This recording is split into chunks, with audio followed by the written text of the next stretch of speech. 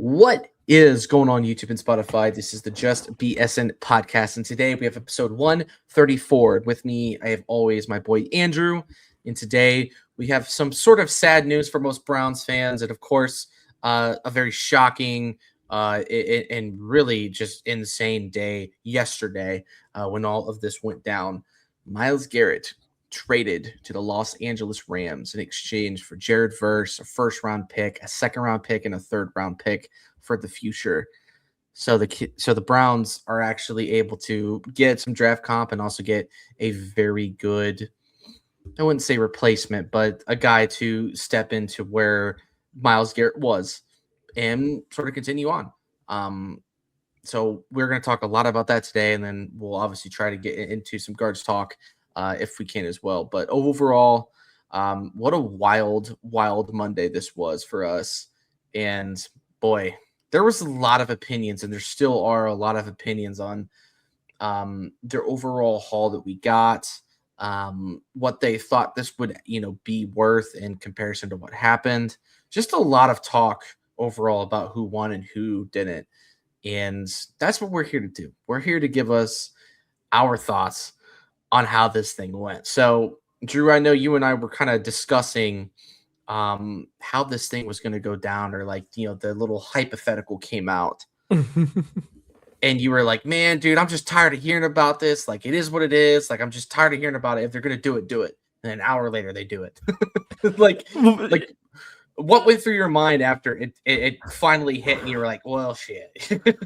Well, I was like, finally, because Right. it's the same thing we've been hearing for 2 years now, or a couple seasons now. And it's like, we talk about this every year, him not showing up to camp, him not doing this, him not doing that. And obviously during his little media run, he, 2 seasons ago, he's like, I want out. And then he's resigned a new contract. And, it's like, okay, the Browns are adamant he's not going anywhere.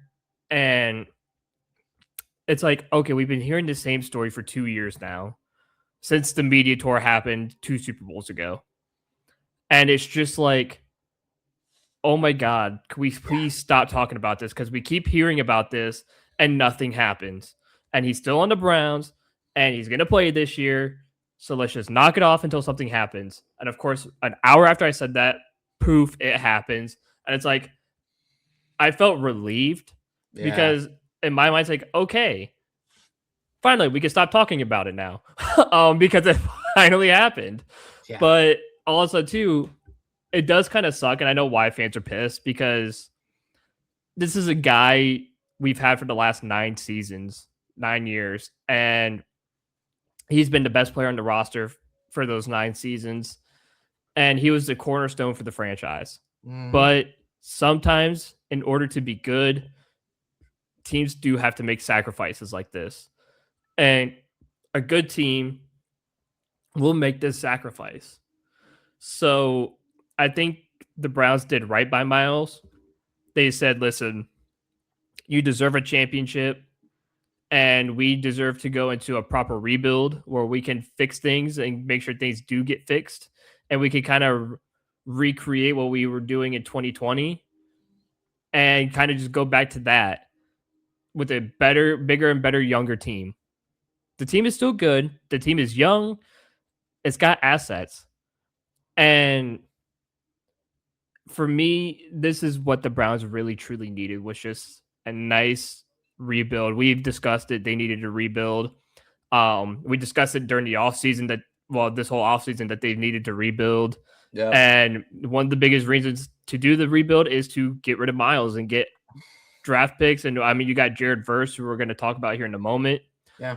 But I said finally, and I get people are upset. I know people had, betted the Browns over on the wins and whatnot, which, speaking of the bets, nice little transition to our sponsor. That was a beautiful transition. Check out our sponsor, Effortless Wins, for sports betting advice and place to boost your wins. Talk to Tony or Greg. The links will be in the description, in Spotify, or in the comments on YouTube. Code JustBSN26 for discount. Guys, these guys are awesome. Baseball season is in full swing. We got NHL Stanley Cup playoffs starting tonight. NBA Finals also, I think, start Yeah. tonight as Yep. well. So we are in the midst of everything.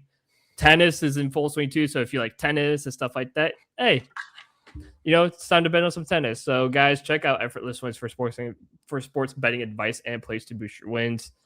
Now's the time to do so. Yes. And you know what, guys? You might as well put out a bet for the Browns to not win the Super Bowl because it's not going to happen anytime It's not soon. going to happen. In fact, I mean, if you haven't already after the trade, I would honestly put the Rams as the favorites to win the Super Bowl because there's no way that they don't get past Seattle this time around because they almost did. And with Myles, I mean, I don't know how many sacks, especially in this. Could you imagine if this happened? If Aaron Donald decides to come out of retirement for one more year and play with him, that'd be crazy. That would be crazy. It would probably break the internet, and that would be one of the scariest defensive lines that you would see since God. I don't even know. I mean, I don't even know who you could compare that to. I mean, maybe early JJ Watt, Clowney days.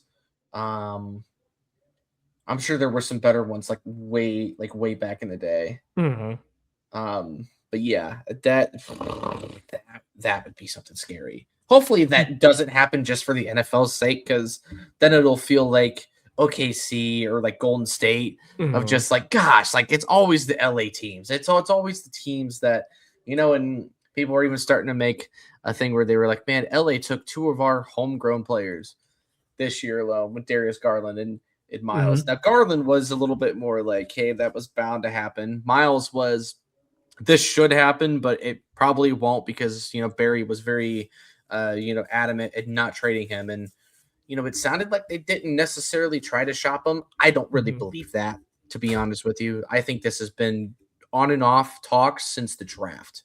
That's my personal opinion. I don't have any evidence to support that. I just think that this was going on for a while, and I'm sure Myles was in the loop about it. And even though Barry today said that Myles didn't ask for a trade, I bet silently he was like, if you can trade me, please don't hesitate to, because he definitely wanted to contend. And look, at 30 years old, you can't blame him. I mean, you can't be mad at Myles. This isn't Myles' fault. Yeah. The only thing that you can really be mad at for Myles is the fact that he bitched and moaned last year after the season, went on Radio Row during Super Bowl weekend and Pro Bowl weekend and just slandered the Browns and did all of that just to get a big extension. And then a year later to get traded. And then now we're in dead cap hell. I mean, we're just behind Miami, and Miami still has us beat by 60 something million with how much dead cap they have in Tua and Jalen Waddle after they traded him. So, and even Tyreek, I think too. I think Tyreek Hill still had a big chunk of his deal left before they released him too. So, but I'm glad that the Browns decided to be smart enough to say, you know what, even if we lose the cap, even if we lose the money on it, this is still going to help us in the in the process of being able to rebuild. And that's what you got to do.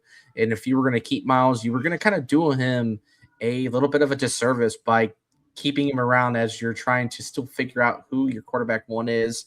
You're trying to trot out Deshaun Watson, which you don't know how that's going to work. You should probably be starting Shadur. And then, even though he said in the press conference today that this move, they didn't really think about who the next quarterback would be, or going to get their quarterback for next year, you would be lying and you would be stupid to not think that that is absolutely in the back of their minds. Just because they won't admit it doesn't mean that that's not the case. They are thinking long term. They are thinking futuristically, and as they should. Even if Barry goes by the end of this year, he's still going to put us in a much better spot than he started in. But honest to God, Dorsey left him in a really good spot before he started, actually. So I'm going to retract that statement, because Dorsey had this team going really, really well, and he just got power hungry and screwed up on hiring and firing Freddie, and just that whole fiasco. But the Browns failed a lot when it comes to all this. I mean, they failed Baker. They failed with Watson. They failed to get certain guys in better positions. They failed on certain trades. And they tried. I mean, Barry tried when it came to even receiver. I mean, they traded for Mari Cooper, and then they traded for Jerry Judy after that. I mean, it's not like the Browns didn't try to contend, and they had chances in 23 and 2020. But as soon as they got there, they fell short. And I'm sorry, but one of the guys that would always fall short was actually Myles. Myles's performance in the playoffs for us was very lackluster, if not at all worthy. You talk about the big drive there against Kansas City where they were able to get that first down on like 3rd and 10. That is a clip that is circling around today because it's reminding people that, hey, on the Browns, like one of their biggest plays in franchise history since they've come back, and you're seeing him jog.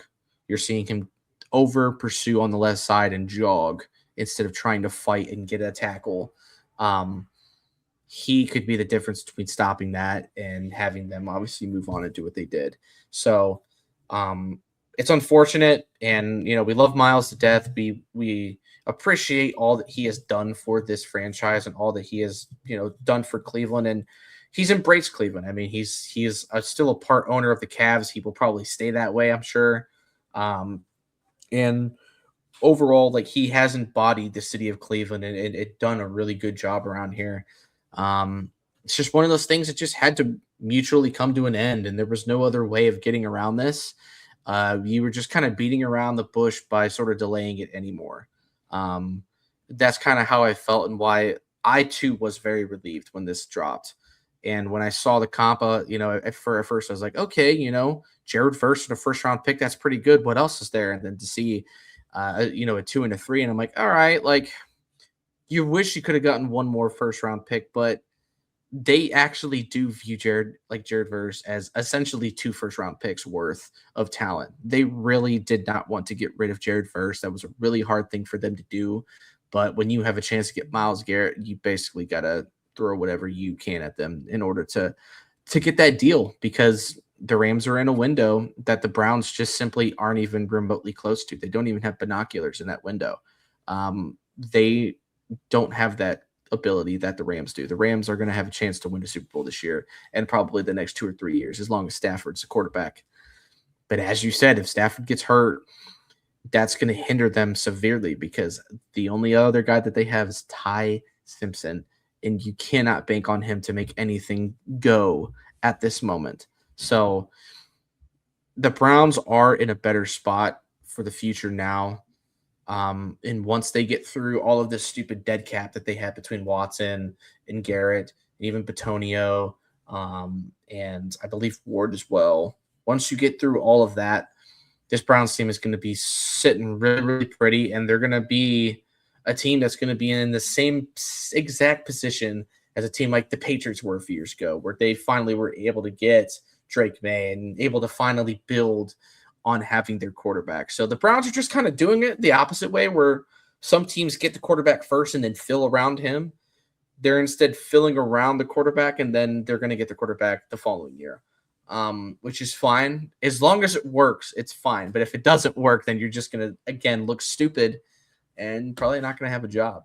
So there is a lot to unpack, but I think the fortunate thing is you no longer have to hear about, A, the trade rumors, and B, you don't have to hear about, oh, why isn't he in OTAs?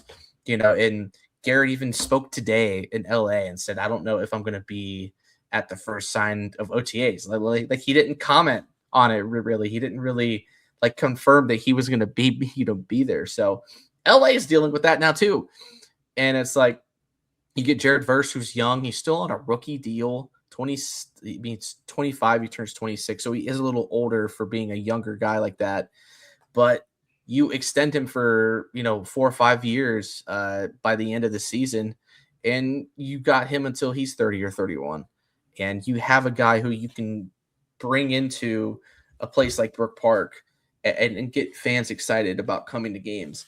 And so I don't blame the Browns, and I think they did get a really good haul for it. I know it wasn't the super hot 3 first-round picks plus a player, but they still have a lot of picks next year. I think they have 11 or 12 picks for next Mhm. year's draft. The Browns have a ton more ammunition, and it's exactly what they need to keep doing until they can finally fill this team out and get through the Ward contracts and the Watson contract. That's the biggest thing they need to get through next. Um, but yeah, man, it's bittersweet. It really, really is. But I personally feel a little more optimistic than I think other Browns fans do, and I've always felt that way. But I really don't feel as negatively about the team as some other people do. And I don't know if you feel that same way too. Um, I'm just preparing again for another 5 or 6 win season. And hey, we're going to play for the potential to get a top 5 pick again. And then you're going to make a chance to try to jump into the draft and really just go and get your guy. Like, no matter what it takes, if you have to move up in the draft or you have to move on from another player as well in order to do that, so be it. The Browns are going to make something happen because they absolutely have to. They don't have a choice anymore. That's how I feel. So I'm already mentally preparing for that, knowing that this team will be fun and there'll be some fun games. There'll be some fun times with these, Mhm. the rookies and the 2-year guys who have, gone through that first rookie season and now going to take that next step, like Fannin and Juckins, Shadur. You got Mhm. a lot of guys to be really excited about. So it's not the end of the world yet. Let's just get through Watson. Like, let's get through the whole, like, hey, he's going to play 4 games and then, we'll see where he's at. I just hope that they don't win a lot of games with Watson and then puts us out of the chance to get a quarterback next year. That's my biggest fear. No, I mean that's my biggest fear too, is the fact that like you don't want Watson to succeed just so we can get rid of him. Essentially, just be like, listen, just be bad so you can get traded, That or get that dropped. would be the worst karma ever, too, by the way. Sorry to Yeah, interrupt, but that'd be terrible karma. it would be. But I think a lot of people have the belief that Shador Sanders is going to be the day one starter, um, just for the fact that guys like Zach Jackson um, talked about going to these voluntary camps and whatnot and watching the QB battle and saying, yeah, on Twitter, they're going to show you Deshaun's good throws. But what you don't see is when Deshaun Watson, I almost called him Shador Watson, when Deshaun Watson um, makes a pass in between two people for a nice, throw, there's a throw afterwards where he throws in a quadruple coverage and it gets picked off. They don't want to show you that one. They want to show you the good ones. And don't get me wrong, you can say the same thing about Shador Sanders too, where they're going to show you the good one. But he goes, there's going to be people telling you, like Mary Kay and others, Tony Gross, you're going to tell you Shador looks really good in camp. Shador looks really good or Watson looks really good in camp. Watson looks really good in camp. Mhm. And here's the thing, we've heard that for the last few years since we've had him, that Watson looks really good in camp. And guess what? I've yet to see anything good come out of it. Since 2021, it's Deshaun looks really good. Deshaun looks really good. Deshaun looks really good. Where is it? From others, is he still shaking off the rust? Yeah. It's been 4 years now. Is the rust still there? I mean, at some point, and this is why I respect some guys like Zach Jackson, it's because they're not afraid to tell you what it is and how it is. They're not going to be afraid to sit there and say, listen, Deshaun looks terrible. Deshaun looks abysmal in Mhm. camp. And I'm not going to hide that like everyone else will. Because obviously he doesn't work for the Browns and he doesn't get paid by the Browns and whatnot. So he's not going to sit there and lie to you about it. Meanwhile, for some reason, Mary Kay, Grossi, and others are afraid to tell you that because, well, they're afraid of their reputation with the team because they have built such a good reputation with the team. They don't want to lose it. So they're going to have to sit there and lie to you about how good they are. Yeah. But guys like Zach Jackson, guys like, oh God, what's his name? He goes on UCSS a lot. Jason Lloyd. Yeah, just yes, he Jason, says a lot of stuff for sure. yeah. But those guys don't have those big relationships with the Browns, so they can say Yeah, whatever they feel like. exactly. And they're gonna tell you how it is. They're gonna sit there and say, yeah, Deshaun looks like dog water. And Shador should be the number one guy. But all things aside, going back to Myles Garrett, I think people need to relax because I get it. And I know Ken Carmen tweeted out, you shouldn't tell Browns fans to relax because this is one of the toughest trades we've ever had to make, which is true. But the thing is, and I know he knows deep down, is the fact that what's Myles Garrett going to do for you? What's he really going to do for you this year? Yeah, he's going to get 20 sacks again. But when you get 5 sacks in a single game against New England and you still can't win. Not even close, by the way. And not even close. You got blown out. Yeah. Those 5 sacks meant nothing. They meant fucking nothing. Sorry for the language, but they meant nothing. Yeah. And it's like, 21 sacks a season, 20 sacks a season, 22 sacks a season. It means nothing when you can't win a freaking ball game. Exactly. So I'd rather get a guy like Jared Verse who can get 13, 14 sacks a game in his 3rd season, who's still under a 4-year rookie deal. I'm sorry, but I'm going to blow up when people sit there and say, well, we should have stuck with Myles.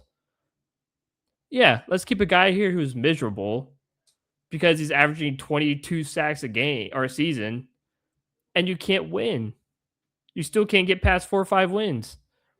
Now you get Jared Verse, who's up for a contract extension next season, who's 25 years old, who's in his first couple seasons has put up unreal numbers, back-to-back Pro Bowls, Defensive Rookie of the Year. This kid is and he's up there with the likes of Myles Garrett. He's up there with the likes of Micah Parsons. Yeah. I mean, he was a top 10 pass rusher this past season. Yeah. And his numbers were close to Myles Garrett's numbers, who won Defensive Player of the Year. Mm-hmm. The kid continues to grow. It's like you're going to be replacing Myles with Myles. So I'm not worried about Jared Verse. I'm not. The kid's going to be a stud. The thing is the whole point of all this is to win football games. That's the whole point of this. Yeah. And getting the draft capital you got, and depending on how you do this season, if guys like Shador don't pan out, you didn't spend a ton on Shador. You got him as a 5th round pick. You got him for basically for free. Yeah. So if Shador doesn't pan out, hey, guess what? Next draft, Dante Moore's right there. You can go out and get a Dante Moore. You can go out there and get an Arch Manning or any of the other top quarterbacks in the draft.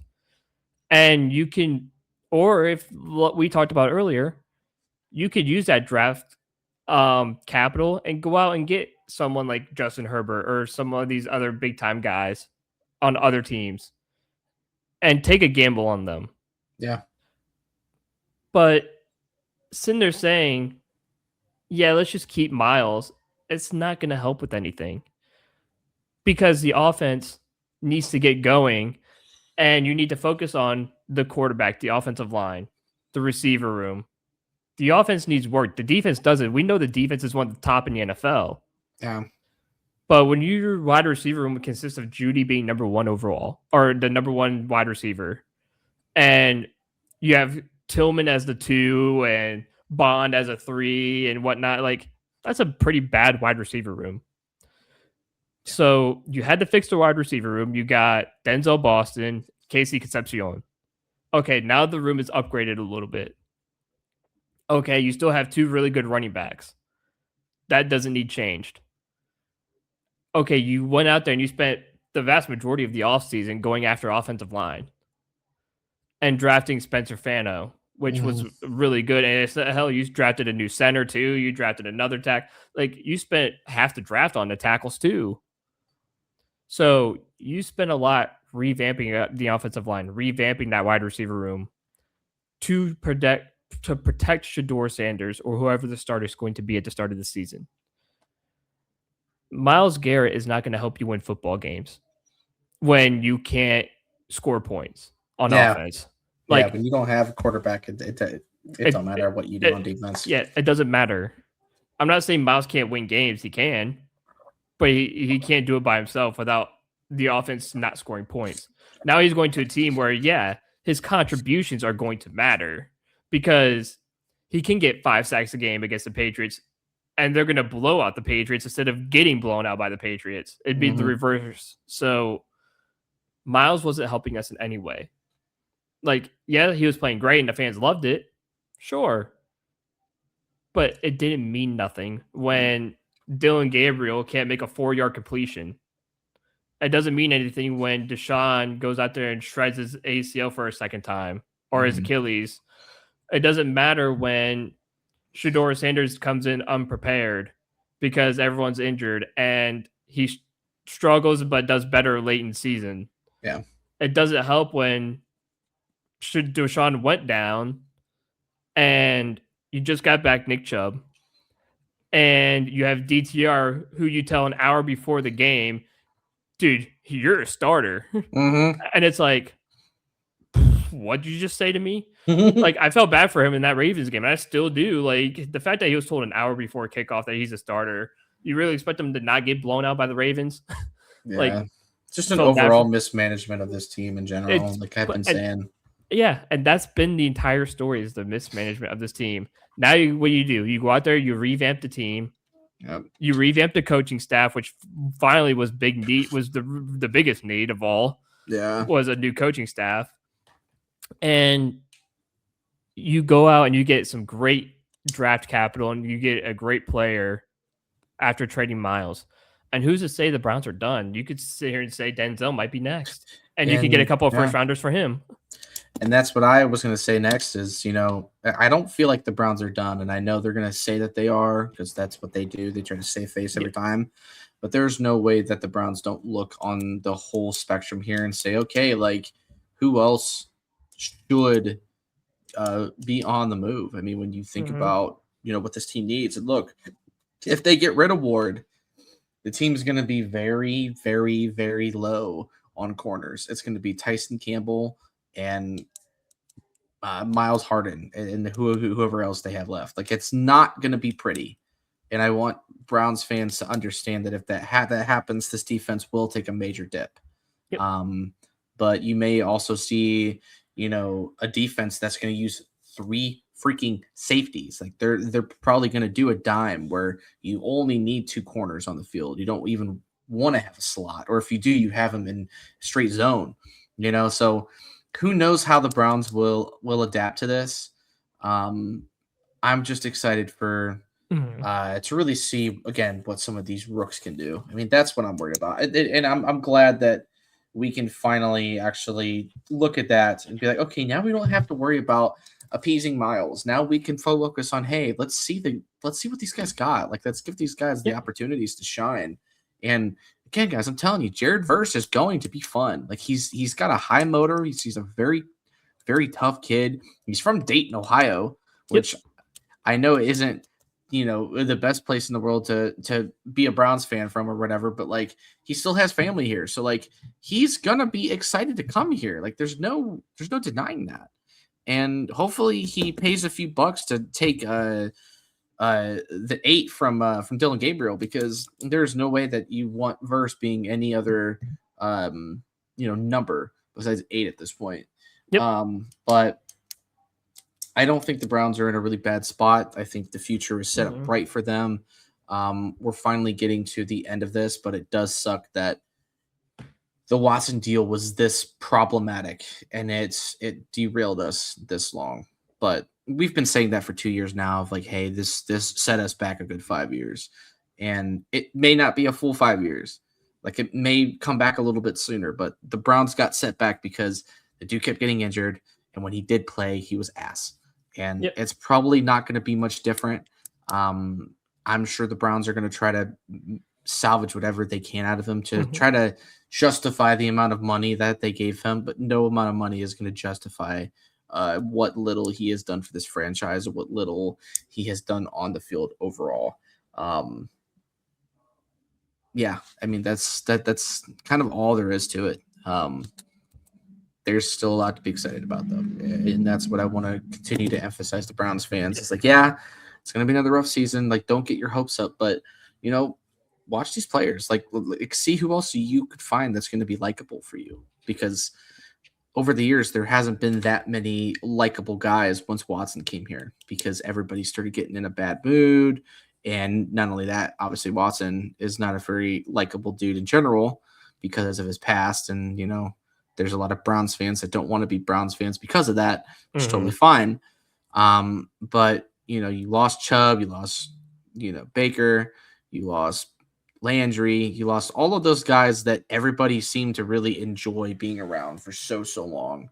Now it's time to find that next generation of guys, and I think that's why people are getting upset, is because that generation of Browns fans or Browns players are gone. Like there's nothing left of it. Like Njoku's gone, Batonio's gone, and Batonio started in the middle of the Joe Thomas era. Myles is gone, Landry's gone, Chubb, like all these guys are gone. Except for Denzel. It's time. Yeah. I mean, he's literally the only guy left from the 2020 squad. Yep. Which is crazy. The only thing that would have made this deal even better is if JOK was clear to play. If JOK was healthy and JOK could play this defense, but that would actually sound really, really fun, because you could put JOK as a down linebacker. It'd let him just go to town with first, and it would have been so much fun. But can't always get what you want, but you still have Luke Kuechly Jr.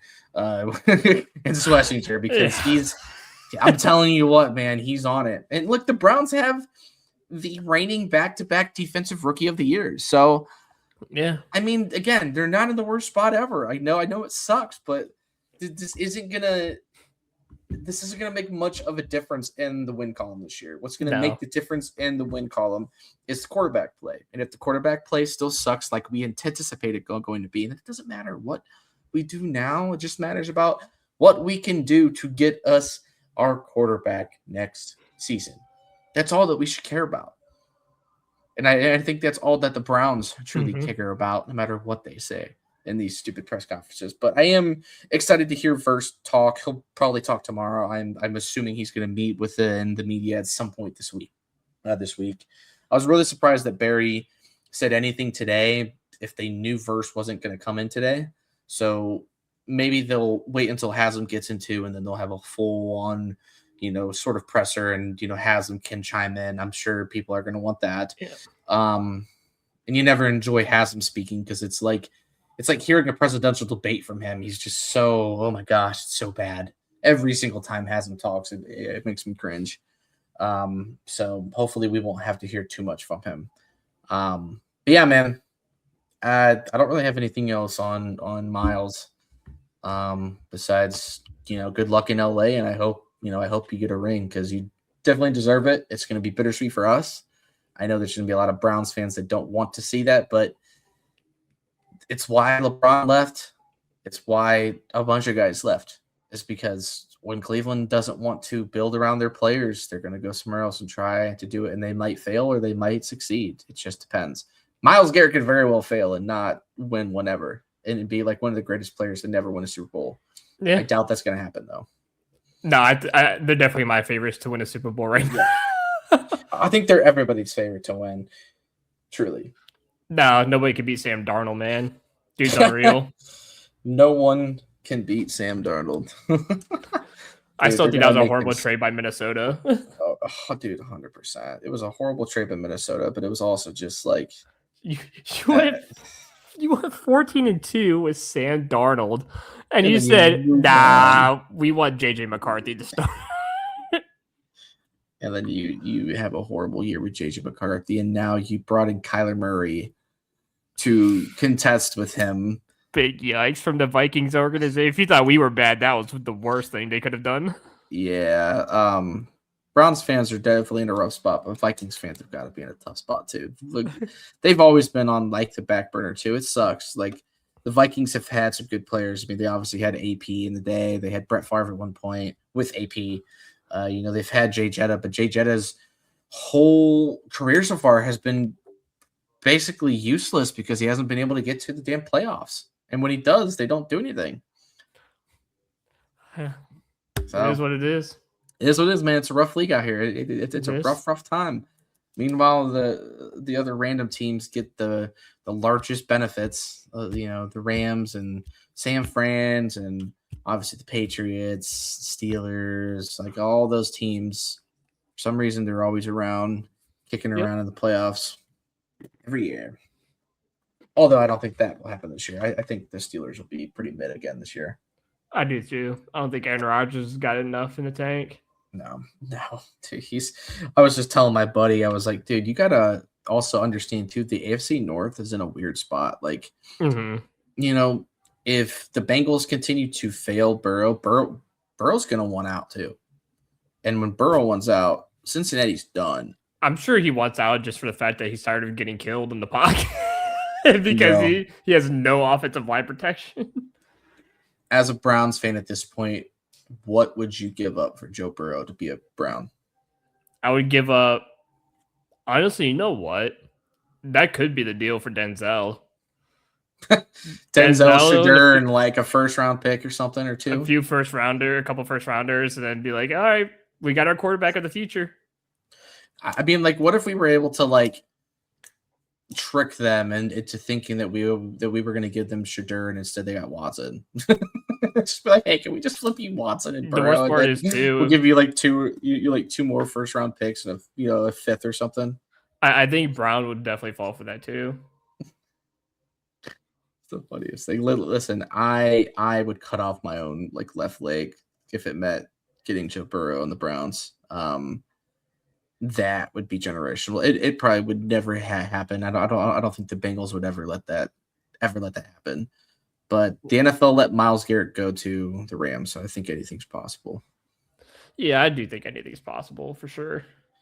I think it would be more likely the Browns get like a Stroud or like Herbert, somewhere in that caliber. I tell you what, I'll take any one of them.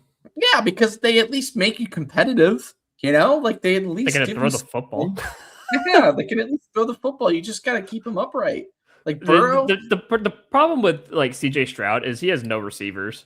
How? I mean, because one of his best receivers got hurt. Dell. His other receiver, that last year got hurt when it mattered. Yep. He didn't have his running back because his running back was hurt all year long. So Houston had a great defense and absolutely nothing on offense, and yet they were still able to get into the playoffs.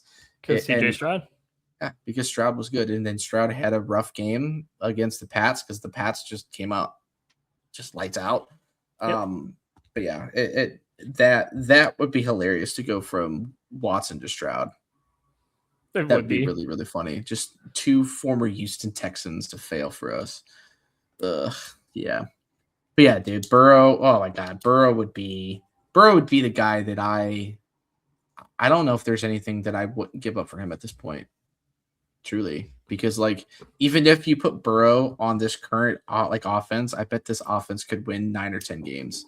Even with it, the current O-line and how it's shaped, like it's not perfect by any means, and it's still better than what the Bengals have been able to give Burrow. Burrow would be, hey, I mean, I'll take this. I've had worse. Yeah, I had a lot worse. I've had way worse. But yeah, that is a pipe dream that'll never ever happen. And if this gets clipped and put on TikTok, just remember we are just BSing. So don't take us seriously because that's not a logical world that will happen. But I do think Burrow could eventually get traded if the Bengals screw up this year. I think this is their last year to give him something, and if they can't contend, he's gone. Because it doesn't matter if you have Jamar Chase and Higgins. If you can't keep him upright, or you can't have a defense that can actually give up less than 15, 20 points, it's a tough one to go. Like you can't be in a shootout every game, and that's what the Bengals are right now. They're just a team that has no defense and no offensive line. Yeah. All right. I don't know. Do you want to get into a little bit of guards talk, or you want to end it? We can do either, or we can get into a guards talk a little bit if you want to, or we can just make this a whole Myles Garrett episode. Yeah. You know what? Let's get into some guards talk, because even though the Guardians they've been kind of meh. There are a few guys that have been playing some really, really good ball that I do want to credit. And the first guy is always going to be Bazana. Bazana is now batting leadoff. Quan is out of the leadoff spot. He was the leadoff for a while. they got him tonight at the 7th spot. And that's pretty much where he's been. Like 6 or 7 is where they've put him lately. I think it'll be a better spot for him overall, and it'll help him sort of get himself back in flow, and everything should be fine. Ramirez, a little bit slow to the year. He's gotten really just unlucky this year, man. He's had a lot of home runs robbed. He's had just several games where he's just kind of popped out, just not really able to get that pop that you want from him. But I do think he will eventually turn it around because it's Jose. He has yet to give you a reason to doubt him, but DeLauder's still doing pretty good. I think he's batting like 264, I believe is what that was. But the biggest difference is actually at the very bottom of the lineup, and that's Brian freaking Rocchio. We talked about this guy early on this year, saying like, hey, he's finally starting to get his bat going, and he was batting around 203, 205. And we're like, hey, like his power's there, his swing looks better. He's just gonna, he's gonna continue to build on it. He's batting 293 for the season. Like, he's the best hitter that the Guards have right now, batting average wise, and he's batting 9th still. He's been the perfect 9 spot for them, especially with Bazana batting 294. This team is in a much better spot in the batting order wise than I think they have been in a while, especially with, Martinez doing as well as he has. And then just having to mix in some guys that have certain games. Schneemann has been playing really, really good. He's been, I would say, arguably the best center fielder that we've had this year consistently. And overall, the team just is looking decent. I mean, there's obviously some holes. The bullpen is having some struggles right now. Bybee is being Bybee right now.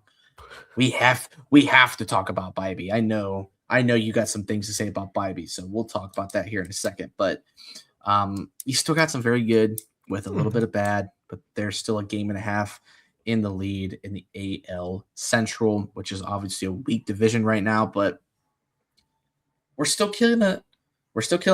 And we're starting off a new series against the Yankees tonight where Aaron Judge will not play tonight. He's out, which will help the Guards really, really good.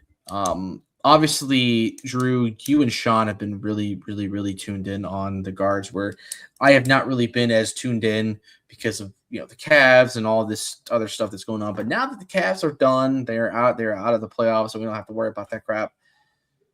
Fill me in on what you've been seeing, because you go to games basically every day. What have you been seeing? What have you been liking? Who are some sort of under the radar people that have, again, been going under the radar, but you thought have been really positively contributing every time that you see him play on the field? Well, as of right now, the biggest contributor on the field, it's a tough one. Because it's between a few guys. I'm gonna go with. I think I'm still gonna go with Angel Martinez to start. Angel has been phenomenal, whether it's defense or offense. He has been a guy who has stepped up massively, and I'm excited to see him continue. I know he's on the injured list right now. Yeah. He did get injured the other day, which we saw Stuart Fairchild for a couple games, and I also want to shout out guys like Schneemann as well. Daniel Schneemann has been the most consistent player on the roster. He's been really good with the glove. He's been really good with the bat. And you need that kind of consistency. And the reason why I chose 2 of these guys is for the fact that these guys aren't even main starters. These guys were supposed to start the year as backup options.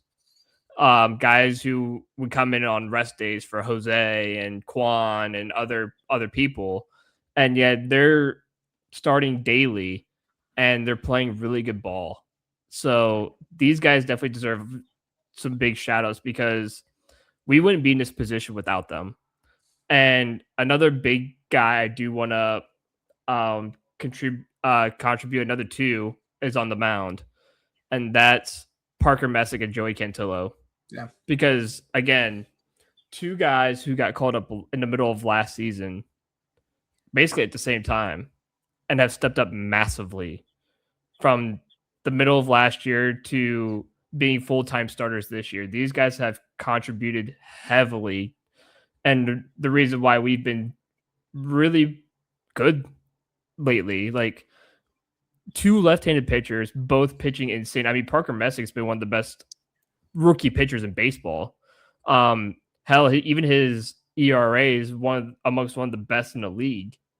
So the fact that he's coming as a rookie and it has just absolutely dominated, it's crazy. And then Cantillo, who has like a 3.40 ERA, which is basically league average. Again, a guy in his second season to come in here and have a league average ERA. Again, you can't ask enough out of him. I mean, he's been really steady. He's been really good.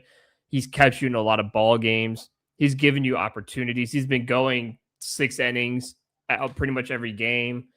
He's faced against very difficult teams and has helped you win those games and has kept you alive in those games. So I do love Joey Cantillo and Parker Messick this year too. I think those guys have been, again, phenomenal on the mound. Yeah. And they've been massive contributors to the success of this team. Absolutely. I mean, that's been the best part about it is the guys that you wouldn't think were going to be really dominant have been really dominant. Mm-hmm. Or at least have been really consistent. But hey, one thing's for certain, man.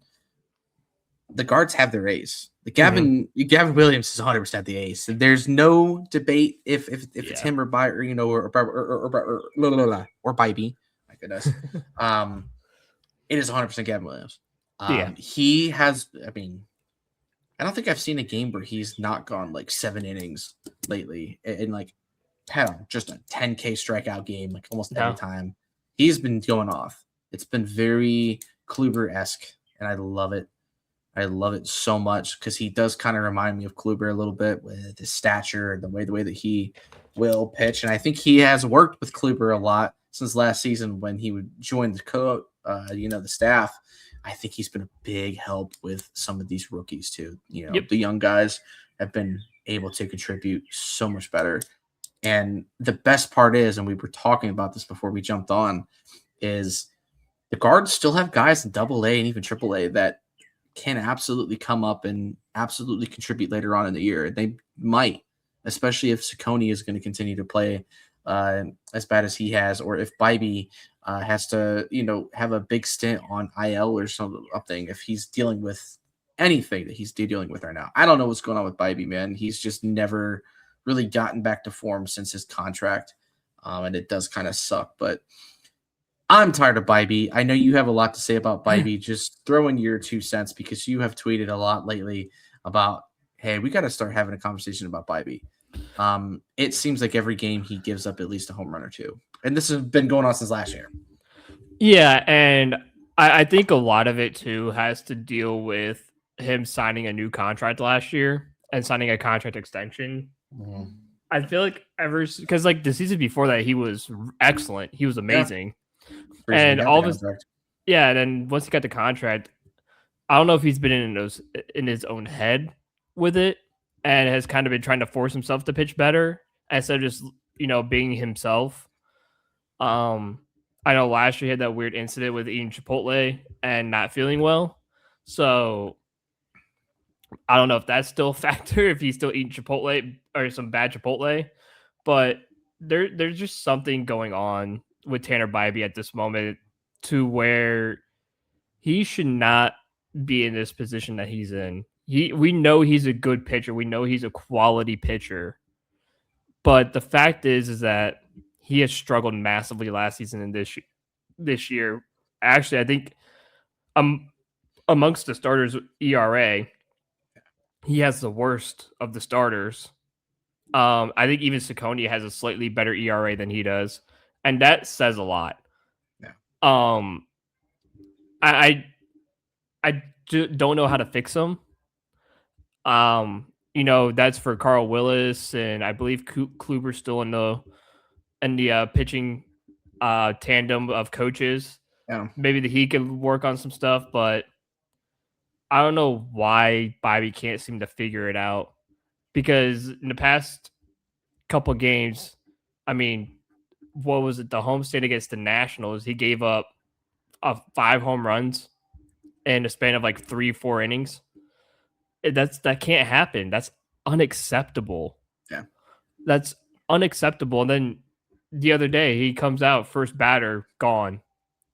Like, dude, you cannot be giving up 2 to 3 home runs per game. No, You you just can't. cannot. And don't get me wrong, he's had some really good games too this year where he would go 7 innings and give up maybe 1 or 2 runs, but he just got no run support from the offense. Yeah. So there's some games where I would credit him for. He's been excellent.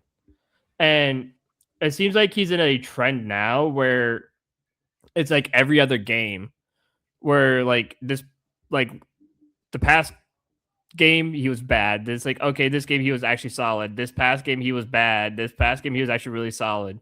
Mm-hmm. Like after he gave up that home run the other day, he pitched pretty well for the rest of the time being.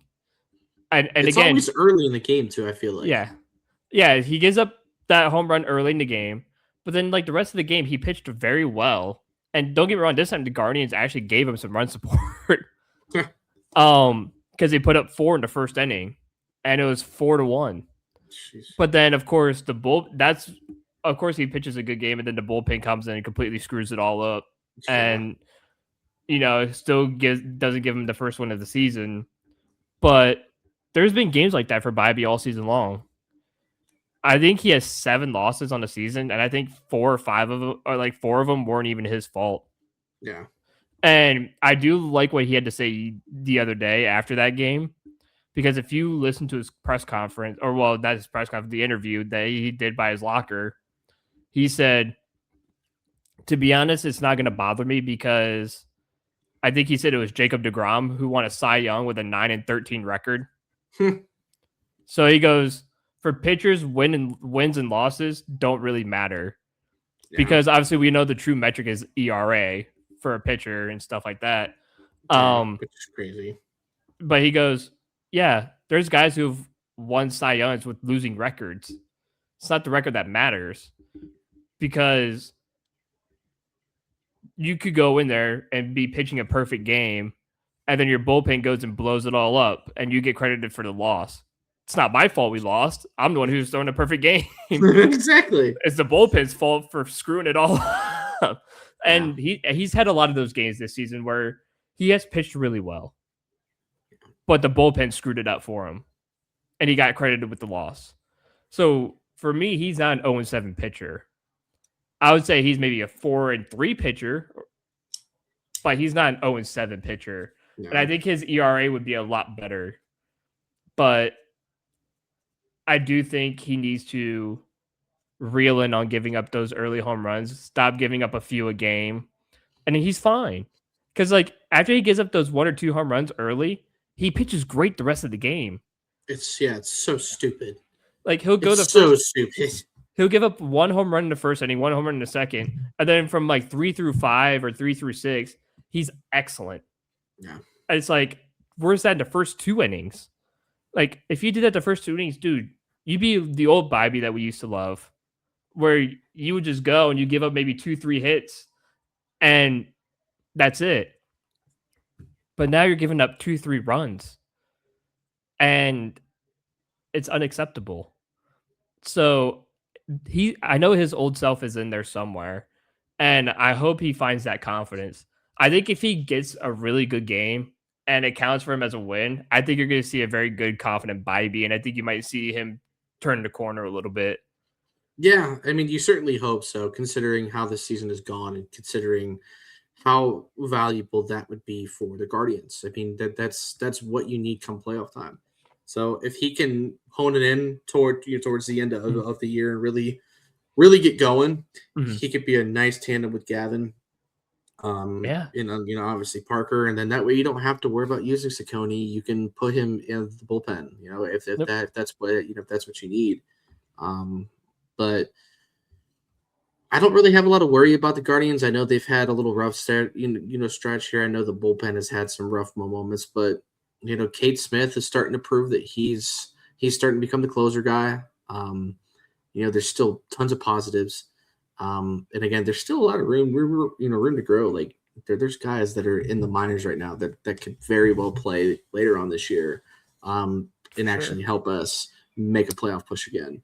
And we're 1.5 games up in in the AL Central. So we're in a good spot. Like, we're not in a bad spot at all. The Tigers are dead last. So you really don't have a lot of competition besides Chicago. Like, that's really the only team that is of any concern. And that's crazy to say because last year they were terrible. And even the year before that, they were worse than that. So to see Chicago being the team that's sort of next in line, that proves that baseball is a very weird sport. It's very unpredictable, and you can never really, like, you can say the Guardians are going to win 75 games and that they can win 98. Like, you just never know how a team's going to play that year. You don't, and that's why I never take early season predictions seriously, because they're always wrong. Like, I don't think I've ever seen one that's been like truly accurate. So I'm excited though, because I'm going to a game July 18th for my bachelor party, so that'll be fun. Oh yeah, dude. Hopefully I'll see you there. Oh yeah, I'm sure you will. We already got the tickets, and they're giving out like free it's like free Jose shirts and some other thing. It's like a bobblehead, I think, too, or something. And I'm sure they'll have fireworks, because if it's in July, they're gonna have fireworks there. Is it a Friday night? I think it's a Saturday, so probably not then. Let me double check for you. We can discuss that afterwards, obviously, but right. Yeah, man. I don't know. That's gonna do it for me. I don't know if you have anything else, but I'm glad we finally got some Guardians talk. Yeah, I will say, Angel Martinez is back tonight for the Yankees, so he was just out for like 2-3 days, so he's not in the IL. My fault. Gotcha. So I just wanted to correct myself before we ended. Gotcha. Yeah, man, that is pretty much going to do it for us. We apologize for not coming in last week. We just had some stuff going on, and we were like, you know what? Let's just take a break. The Cavs lost. We were depressed, so we didn't want to have a super depressing episode. And, of course, this week, Myles gets traded. So, of all things, that's going to happen. This episode might get posted tomorrow on Wednesday just because of the Myles Garrett news being so new. We might just go ahead and do that, and then we'll get back to our usual Friday episodes. But, yeah, we're back. Everything's good. We just wanted to take a little break and just kind of reset with everything going on. So we will see you guys next week with some more Guards talk, and hopefully no more Browns for a little while. I just want to worry about Guardians for a little bit. That's all I want to worry about. So until next time, we'll see you later.